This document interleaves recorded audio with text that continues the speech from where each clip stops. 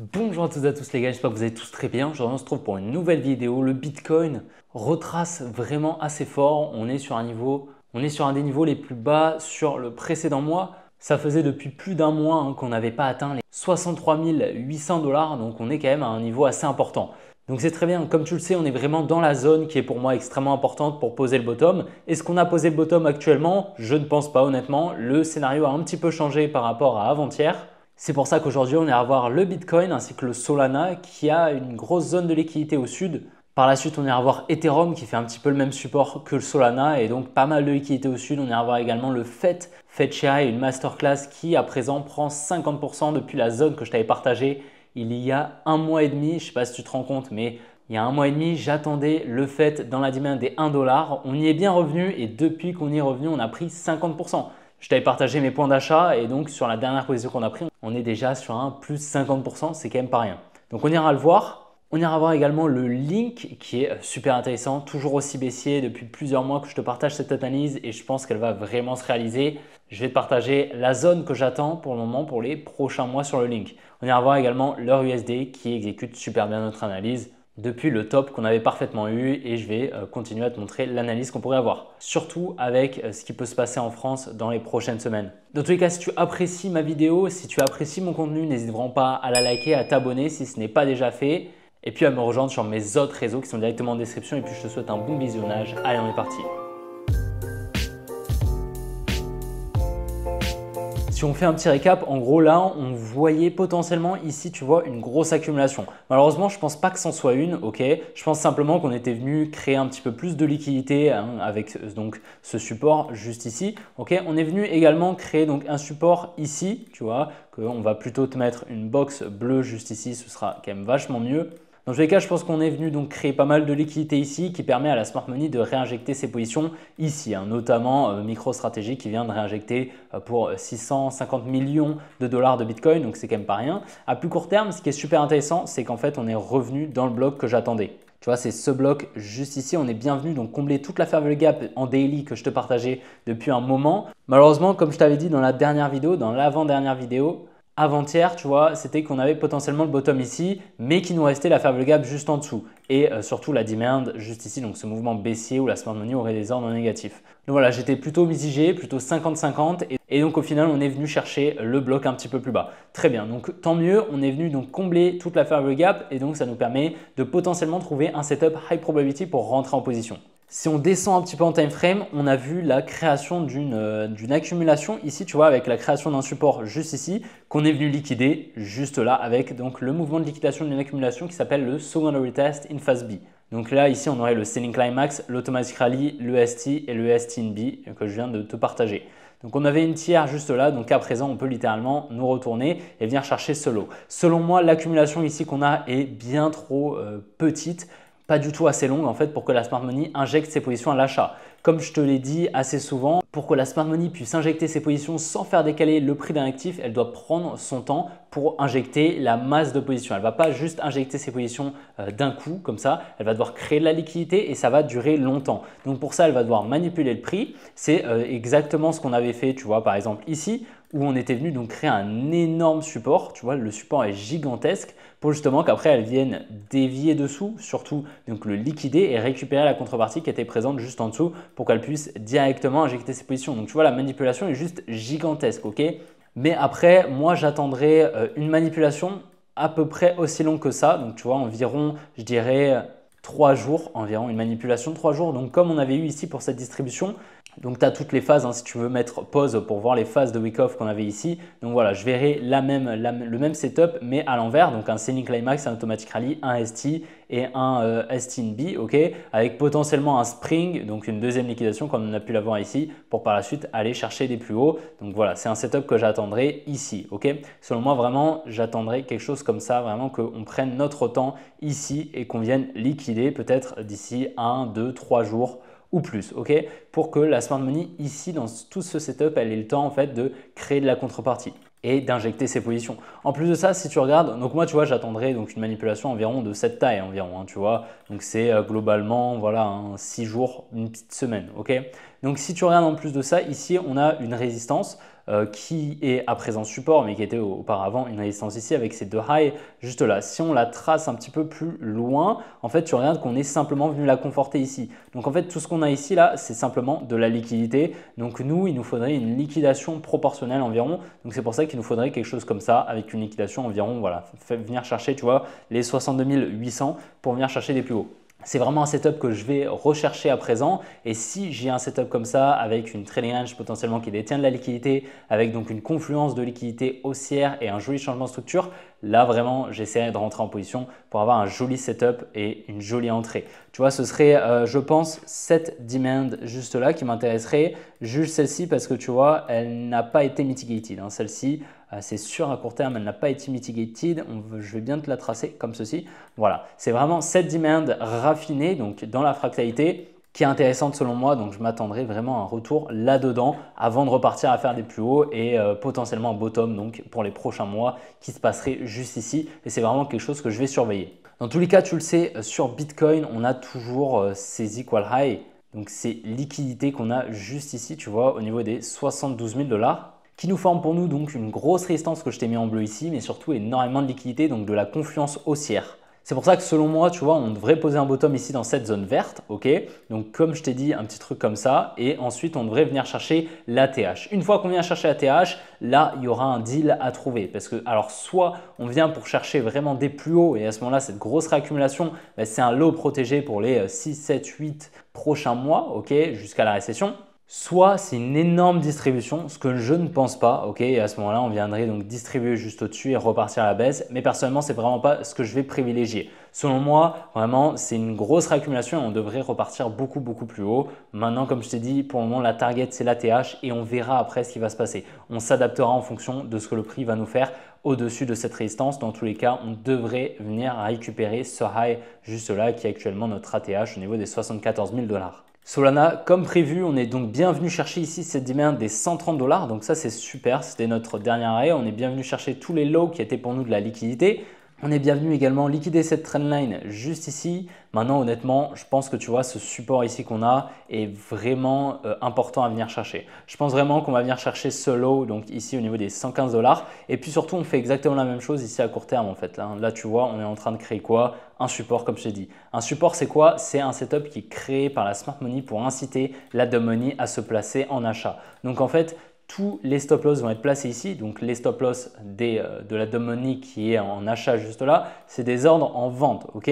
Ça veut dire que c'est de la contrepartie vendeuse qui permettrait à la smart money, lorsqu'on vient de la chercher, d'acheter, ok, de positionner ses positions donc à l'achat. Mais également, lorsqu'on va venir casser en fait ce support, la dumb money va vendre ici, ce qui va augmenter en fait la liquidité vendeuse sous le support. C'est pour ça qu'on vient dans 99,9% casser les supports. On vient tout le temps les liquider. Donc c'est pour ça que ça ne m'étonnerait pas qu'on vienne chercher celui-ci également. Donc voilà, un petit dump comme ça, on accumule et on repart à la hausse. Ce serait vraiment quelque chose d'intéressant. Si justement on a une petite période de range sur Bitcoin, peut-être que les alts retraceront un petit peu et permettraient peut-être à Solana, tu vois, de venir chercher toutes ces liquidités, ce qui serait vraiment bon en fait pour une prochaine vague haussière. Donc on va surveiller bien évidemment ce qu'il va nous faire. Mais pour le moment, je suis plutôt baissier et je pense que ce low ici, tu vois, on devrait au minimum venir chercher voilà, la zone des 125 $ selon moi sur le Solana, si ce n'est moins, comme je t'ai dit, tu vois, cet order block, cette demand qui serait intéressante juste ici. Donc celle-ci a été mitigated, on peut la retirer et on a un petit peu de liquidité juste au-dessus de cette demand qu'on devrait venir chercher comme je te l'ai dit. Bon, à présent, sur l'Ethereum, tout s'est très bien passé depuis le top. Là, ça va être beaucoup plus compliqué parce qu'il va falloir trouver le bottom. Donc, on avait eu le top, on avait eu exactement tout ce qui s'est passé ici. On avait tout très bien forecast. On est donc bien venu chercher le bloc institutionnel ici au niveau des 3350 $. Donc, c'est nickel, tu vois, avec cette petite mèche. Maintenant, qu'est-ce qui va se passer? Un petit peu comme sur Solana, tu vois, on a ce petit support juste là. Donc, un peu de liquidité qui pourrait se placer. Donc, ça ne m'étonnerait pas de venir effectuer une dernière liquidation et repartir à la hausse. En tout cas, là, ça va être beaucoup plus compliqué. Pour trouver un bottom et un top, il va falloir vraiment qu'on s'adapte à ce que va nous faire le marché. Okay, donc, le plus pertinent, en fait, ce serait qu'on vienne ici dans cette zone. Vraiment, ça, ce serait le plus pertinent et ce serait une zone de forte probabilité en fait, de retournement. Okay, ici, avec cet order block, cette demand fractale, donc on a toute cette fair value gap en confluence. Donc, vraiment, cet order block n'a jamais été mitigated. Et en plus de ça, on attendrait donc un retour dans cette demand et une confirmation, donc une accumulation avec un joli changement de structure et une belle récupération de liquidité juste ici pour rentrer en position. Et là, ce serait vraiment high probability. Ce serait un setup qu'on appellerait high probability. Là, ce n'est pas high probability parce qu'on a un petit support ici qui a fait guise de spring entre guillemets. Donc deuxième liquidation de l'accumulation. Donc voilà, pour le moment, une entrée sur Ethereum n'est pas forcément haute probabilité puisqu'on est vraiment probablement dans une demand intermédiaire qu'on ne voit même pas tellement elle est petite. Et on est simplement revenu, tu vois, dans l'énorme bloc ici. Donc vraiment, ce qui serait le plus pertinent, ce serait qu'on vienne ici. Maintenant, voilà, ce n'est pas sûr qu'on y revienne. Comme je te dis, c'est le plus pertinent pour prendre une position, ok? Mais on s'adaptera à ce qu'il va nous faire. Hein. Si justement il crée un gros support ici, qu'on vient liquider ici et qu'on vient chiffrer la structure, on rentrera ici. Ok. Mais par contre, s'il vient à effectuer une nouvelle structure baissière comme ceci, qu'il accumule ici, on pourrait prendre une position juste là. Bon, sur le fait, honnêtement, c'est extrêmement bullish. Je ne vais pas te refaire toute l'analyse qu'on avait, mais pour résumer, il y a quelques semaines, on t'avait partagé ce top. Enfin, je t'avais partagé ce top. Ensuite, je t'avais partagé celui-ci. Je t'avais dit que voilà, c'était ce top qui était protégé et qu'on allait donc venir chercher l'order flow weekly. Beaucoup n'étaient pas d'accord avec moi. On est au final bien venu chercher, donc c'est top. Et puis ensuite, on est venu chercher ici cette demand, cette zone des 1,1 $. Et puis, on a très bien réagi dedans, donc c'est normal. Parce que la smart money doit recréer de la liquidité, effectuer un petit retracement, etc., etc. Mais du coup, voilà, je pense qu'ici, on a le point bas. On a une très jolie donc hausse avec une accumulation fractale, etc. Et puis surtout, on vient créer beaucoup de liquidité ici. Donc, c'est magnifique. Honnêtement, c'est magnifique. Selon moi, bon, moi, comme je te l'avais dit, j'ai eu 3 points d'achat sur le fait. J'ai acheté une première fois ici, j'ai acheté une deuxième fois ici. Et j'ai mis la majorité de ma position ici. Je te l'ai partagé, bien évidemment. Donc pour le moment, mes positions sont en positif grâce justement à cette grosse position que j'ai mise ici. Comme à chaque fois, je te disais, voilà, il faut garder de la liquidité si on va plus bas. Donc c'est vraiment top. Et si on regarde un petit peu ici, on est plutôt dans un setup de réaccumulation. Selon moi, on devrait revenir ici dans ce bloc baissier qu'on a juste ici. Voilà, selon moi, ça va être important d'y revenir dans tout ce bloc, donc au minimum juste ici au niveau des 1.491 pour que la smart money puisse mitigated ses ordres. Après, quelle demand va être pertinente? Ça va être intéressant de regarder ça, mais je dirais plutôt celle-ci. Tu vois, je dirais que ce serait celle-ci la plus pertinente. Ok. Maintenant, on va utiliser l'outil profil de volume à gamme fixe pour confirmer mes dires, mais voilà, pour moi, c'est la plus pertinente. Donc là, on va prendre l'outil profil de volume à gamme fixe. On va prendre donc la plage qui débute juste ici. On ne va pas prendre l'accumulation parce que dans une accumulation, on injecte énormément de volume. Enfin, la smart money injecte énormément de volume. On ne va pas prendre la distribution de Kala parce que pareil, elle injecte énormément de volume. Donc vraiment, on va essayer de chercher la demand qui va être la plus pertinente. Et comme tu le vois, au final, la demand qui est plus pertinente, c'est celle-ci. Donc on attendrait un retour ici dans cette demand qui serait la plus pertinente. Donc en fait, pourquoi je me suis trompé? Parce que celle-ci, tu vois, est quand même vachement plus jolie et beaucoup plus pertinente. Tu vois, en 4 heures, bon, ce serait celle-ci, même si on va en 5 heures, ce serait vraiment celle-ci qu'on pourrait prendre. Maintenant, en fait, ce qui se passe, c'est que la smart money ici, lorsqu'on est venu ici, donc au contact de cette résistance juste là, donc là, j'espère que ce ne sera pas trop brouillon pour toi, j'espère que tu vas t'y retrouver. En gros, on est venu ici au contact de cette résistance, là, juste là, tu vois, et la smart money, elle a acheté grâce à la contrepartie vendeuse injectée par la dumb money. La dumb money, elle a vendu la résistance. La smart money en face a pu acheter, donc on devrait venir protéger les positions. Peut-être qu'on aura une petite mèche juste en dessous, tu vois, venir peut-être chercher l'imbalance qu'on a là, tac, faire quelque chose comme ça et repartir. Mais globalement, c'est cette demand qui devrait être protégée globalement. Donc voilà, c'est vraiment une zone à surveiller. C'est ici les 1,45 $ qui serait une bonne zone de rachat si tu as loupé le pump ici. Mais comme tu peux le voir, depuis le bottom, on a quand même 60% de hausse. Donc, c'est quand même pas rien. Honnêtement, je suis très content du fait. On a très bien géré l'analyse de haut en bas, hein, littéralement du plus haut jusqu'au plus bas. Donc, c'est top. Depuis la baisse des taux en Europe de la BCE qu'on avait très bien anticipé une semaine à l'avance ici dans cette distribution que je vais te montrer, si on se met en H4, on va voir cette jolie distribution. Donc on attendait la liquidation ici de cette grosse résistance ici qui détenait pas mal de liquidité et le retour dans la supply juste au-dessus qu'on a très bien eu. Donc baisse des taux, on a eu la liquidation, transfert main forte main faible ici, enfin du moins globalement ici, on a eu une liquidation d'une trendline juste là et puis ensuite on s'attendait comme prévu donc à la continuation du biais baissier, à une force du dollar.